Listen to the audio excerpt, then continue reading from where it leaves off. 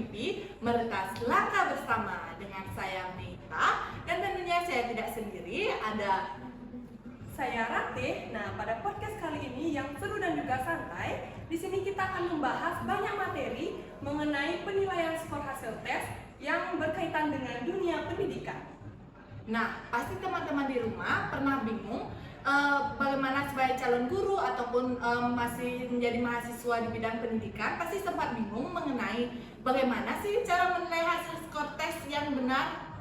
Nah, selain itu, bagaimana sih cara kita nantinya sebagai guru agar kita bisa menilai nilai siswa tersebut secara adil dan juga objektif.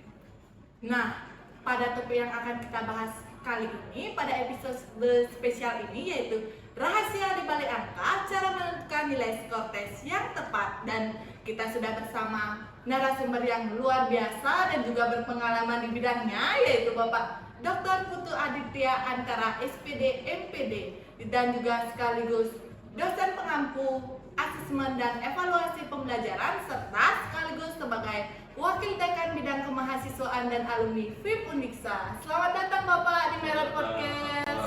Selamat datang Bapak. Senang sekali pada hari ini kita bertemu narasumber yang sangat luar biasa. Di sini kita akan membahas banyak hal mengenai materi yang akan kita bahas. Nah Bapak, bagaimana nih kabarnya hari ini Bapak? Baik, semangat. Nah, jadi langsung saja Bapak. Jadi terkait dengan pertanyaan yang akan kami tanyakan berdua di sini, saya akan menanyakan terlebih dahulu apa sih sebenarnya teknik penskoran hasil nilai tersebut dan apa fungsinya dalam evaluasi pembelajaran. Penskoran hasil tes ya. Ini sebuah kegiatan yang sangat penting. Seorang guru ataupun adik-adik selaku calon guru itu harus belajar tentang teknik penskoran hasil tes. Ini merupakan sebuah kegiatan memberikan skor pada hasil belajar siswa kita yang kita ukur menggunakan instrumen, menggunakan tes, sehingga bisa tergambarkan kompetensi atau kemampuan siswa kita. Lalu kenapa ini penting gitu ya pertanyaannya? Kenapa penskoran tes ini penting? Ini penting karena kalau kita tidak mampu mengformulasikan, menganalisis hasil tes atau jawaban dari soal-soal yang kita berikan ke siswa kita. Kalau kita tidak mampu menganalisis jawaban atau soal-soal yang kita berikan ke siswa kita, nanti kita juga tidak bisa tahu seberapa jauh kemampuan dari siswa kita. Maka dari itu kemampuan penskoran tes harus tahu kita dan juga menganalisis skor tes ini, karena muara dari penskoran tes ini adalah memberikan nilai. Beda loh antara memberikan skor dengan memberikan nilai. Nanti saya jelaskan. Nah, baik Bapak. Jadi teknik penskoran ini adalah suatu teknik menskorkan hasil nilai siswa yang dimana untuk mengolah data siswa setelah menjawab pertanyaan atau instrumen-instrumen yang kita berikan. Nah Bapak, jadi kita kan sudah mengetahui nih Bapak bagaimana konsep teknik penilaian hasil skor tes itu. Jadi kami ingin bertanya Bapak, apa sih teknik yang umum digunakan dalam penentuan nilai skor tes, dan Bapak mungkin bisa memberikan contohnya secara langsung Pak? Beberapa teknik penskoran tes secara umum ada juga ya. Ada teknik konvensional untuk memberikan skor tes, ada teknik penalti, ada teknik kompensasi gitu ya. Nah, yang biasa digunakan, cenderung lebih mudah digunakan itu adalah teknik konvensional, di mana hasil tes seorang mahasiswa kita dibandingkan dengan hasil tes skor maksimal ideal namanya. Jadi kalau ingin menilai siswa kita di kelas itu dengan menggunakan soal yang jumlahnya 10, kalau kita anggap satu soal itu bobotnya 10, jadi 10 kali 10 kan 100. Jadi nilai maksimal idealnya adalah 100. Nah, kalau ingin memberikan soal dan nanti dijawab oleh siswa kita, jawab hasil benarnya. Nah, ini kalau dengan jenis konvensional, berapa soal yang dia benar jawabannya. Ketika dia menjawab, berapa soal yang dia jawab dengan benar sesuai dengan kunci jawaban. Nah, itulah yang akan dibandingkan dengan skor maksimal ideal. Tadi misalkan kalau soalnya 10, kalau satu soal diberikan bobot 10, jadi 10 kali 10 kan 100.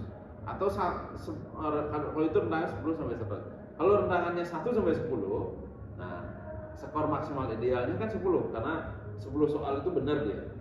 Jadi 1 kali 10 kan 10. Jadi skor maksimal idealnya 10.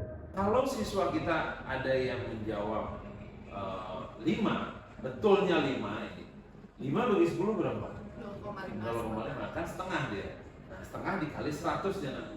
100% itulah hasilnya. Atau dikali 10 dia. Bisa. Kalau dia 100 dia dikalikan, kalau rentangannya 1 sampai 100 dikalikan 10 dia.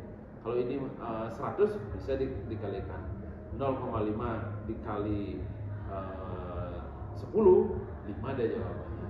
Kalau 0,5, kalau 50 per 10 dikali 100%, 50 dia jawabannya. Nah, jadi itu hasilnya 50 itu, atau hasilnya 5.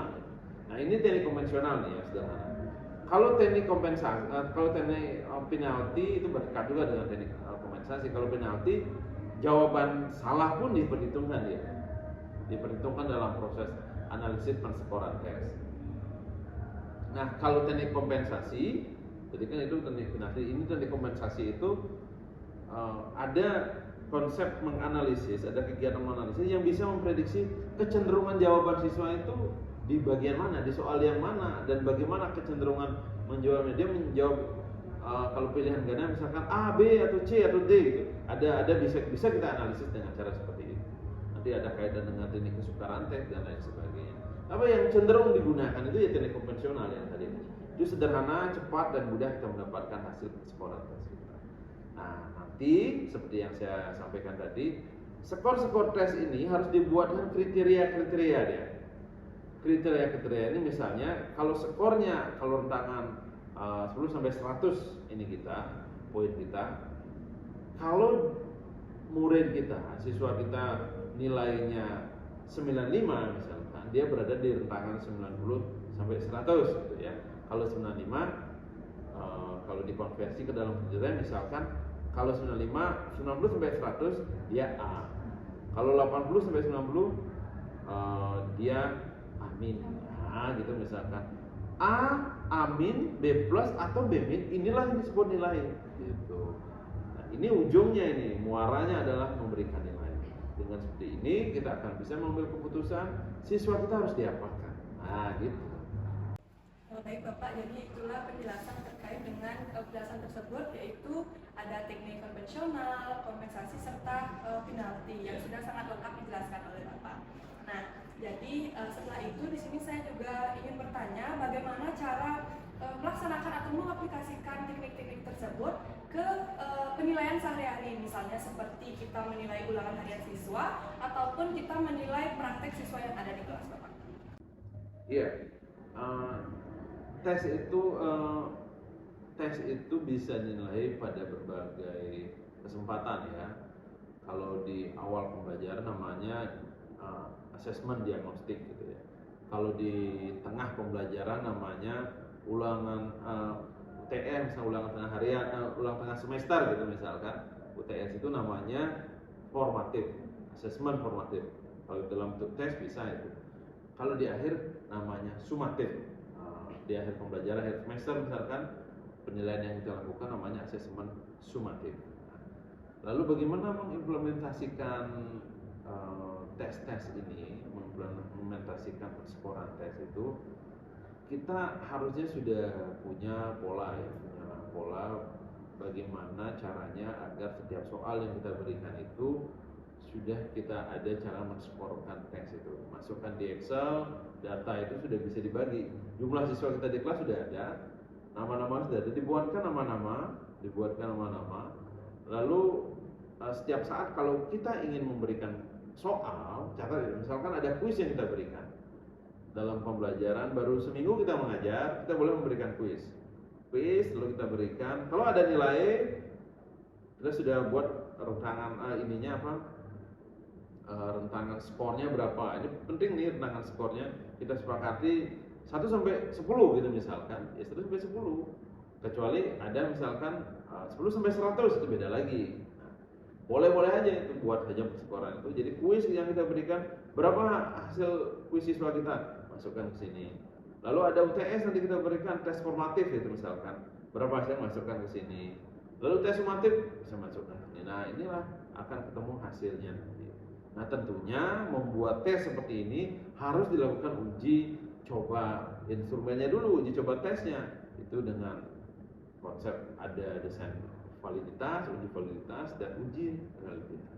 Wah, jawabannya sangat luar biasa ya Bapak, yang dimana kita dalam penggunaan nilai skor hasil tes ini, pertama kita harus menyiapkan format-formatnya terlebih dahulu, seperti pembobotannya kita siapkan di Excel, kemudian kita siapkan juga kriteria ketuntasan nilai setiap siswanya, seperti itu Bapak.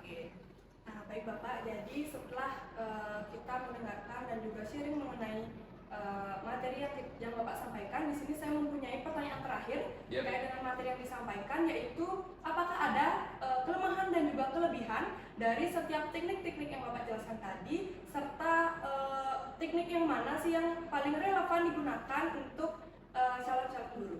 Ya, semua teknik itu memiliki kelebihan dan kekurangan, ya. Sama juga teknik itu pasti memiliki kelebihan dan kekurangan. Itu ada konvensional, ada penalti dan kompensasi. Ini seperti yang saya sampaikan tadi karakteristiknya.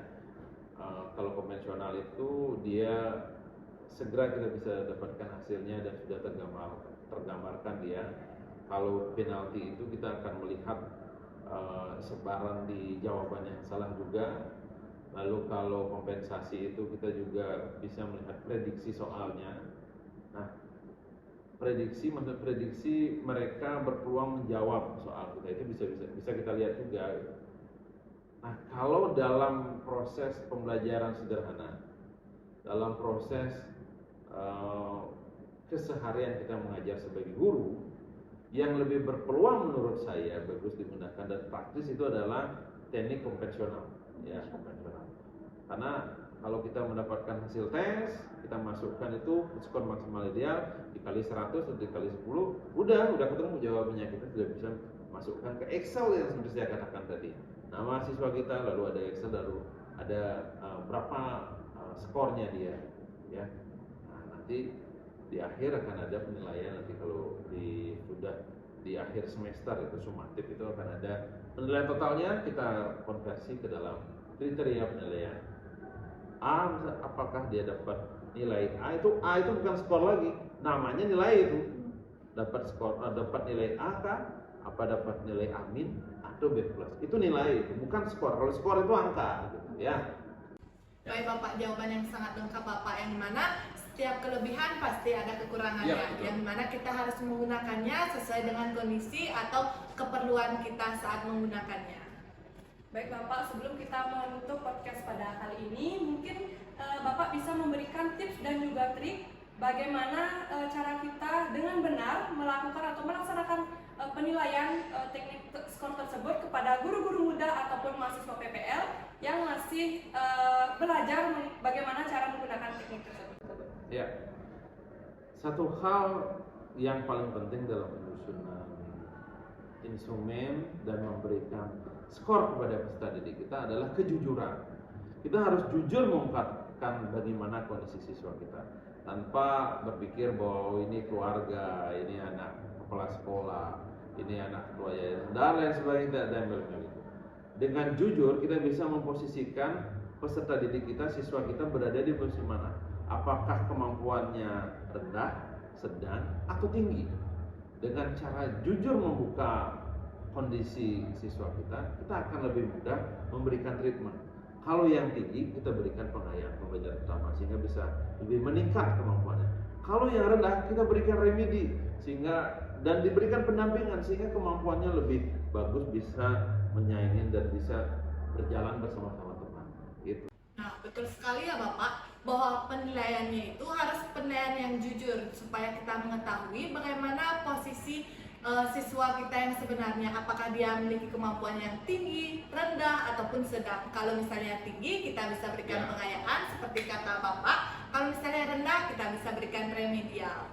Ya, Baik Bapak, terima kasih atas pengalaman yang telah diberikan, berbagi ilmu kepada kami, yang ilmu-ilmu yang sangat bermanfaat tentunya dalam penilaian hasil skor tes ini. Baik Bapak, terima kasih banyak kami ucapkan karena Bapak sudah membagi ilmu kepada teman-teman sekalian. Dan sebelum itu jangan lupa follow, subscribe dan juga share video-video ini kepada guru-guru terdekat ataupun teman-teman mahasiswa PPL mengenai materi yang kita sampaikan hari ini.